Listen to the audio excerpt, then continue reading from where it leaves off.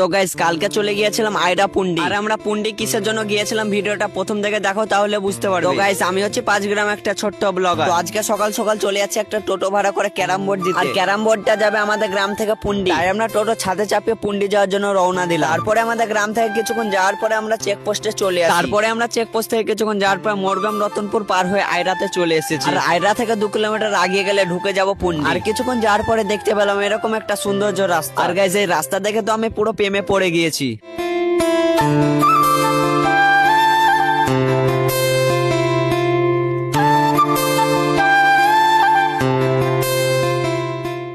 তারপরে গাইজ আমরা কিছুক্ষণ যাওয়ার পরে আমরা আমাদের গন্তব্য স্থানে চলে এসেছি। এবং টোটো থেকে ক্যারাম বোর্ডটা নামিয়ে তারা চেক করতে লেগে গেল। আর গাইজ আমার এই ভিডিওটা যদি কেউ পুন্ডি থেকে দেখে থাকো তাহলে একটা সুন্দর করে কমেন্ট করে দিও। তো গাইজ আমার মিনি ব্লগটা এই পর্যন্তই, দেখা যাচ্ছে আবার নেক্সট ব্লগে।